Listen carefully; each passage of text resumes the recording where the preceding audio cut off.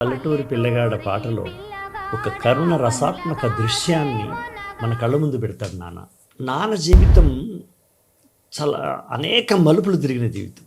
నాన్న సుద్దాల హనుమంతు, వాళ్ళ నాన్న బుచ్చిరాములు, తల్లి లక్ష్మీనరసమ్మ. ఆయనకు నలుగురు కొడుకులు, ముగ్గురు కూతుళ్ళు. నాన్న చిన్నవాడు, అందరికంటే చిన్నవాడు. అంటే మా తాతయ్య కూడా ఆయన చుట్టూ 60 ఊళ్ళల్లో చేసింది వైద్యం, ఆయుర్వేద వైద్యం, భూత వైద్యం.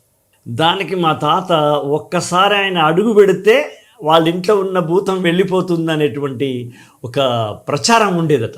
మా తాత మా నాన్నకేం చెప్పాట, దయ్యము భూతమేం లేదయ్యా, వాళ్ళొక్క నమ్మకంలో ఆ గూడు కట్టుకొని ఉన్నారు, ఆ గూడును మనం బగలగొట్టేస్తే దయ్యం వెళ్ళిపోద్ది అన్నట్టు.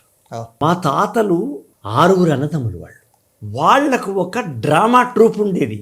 యక్షగానం వేస్తే పాత్రలన్నీ మా తాతలే వేసేవాళ్ళు. కళావంతుల కుటుంబం నుంచి ఒక అమ్మాయి ఉండేదంట.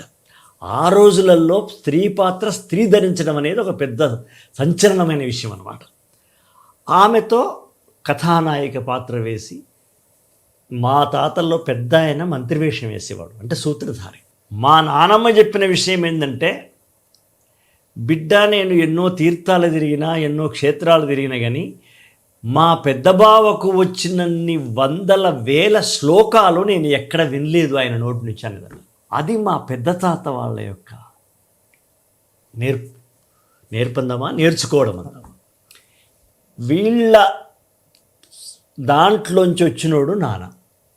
ఈ పెదనాన్నలకు ఎవరికీ ఇది అంటలేదు, నాన్నకు మాత్రమే ఇది వచ్చింది. నాన్న మీరు ఇంత గొప్ప రచయితనంటే ఇదేం లేదు బిడ్డ, మా నాన్నలు, మా నాయన, మా పెదనాయనలు వాళ్ళ యొక్క గొప్పతనం నాయన, ఇది నాకేదో వచ్చినట్టుంది అని చెప్పేవాడు అనమాట.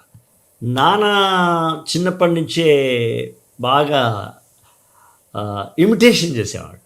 అంటే పిట్టలాగా, జంతువులాగా. ఎవరన్నా ఊళ్ళోకి వచ్చిన కళాకారులు రాత్రి ఒక పద్ధతిలో పాడితే సేమ్ తెల్లవారినాక మా తాతకి, మా నాన్నమ్మకి అదే పద్ధతిలో వినిపించేవాడు. ఈ లక్షణాలన్నీ ఆయన బాల్యంలో ఉన్నాయి. అది రాను రాను కళల వైపు లాగింది.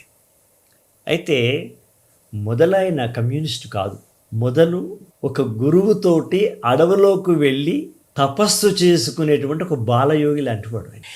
ఇది 13 ఏళ్లలో సాగినటువంటి జీవితం. ఇది చాలామందికి తెలియని విషయం.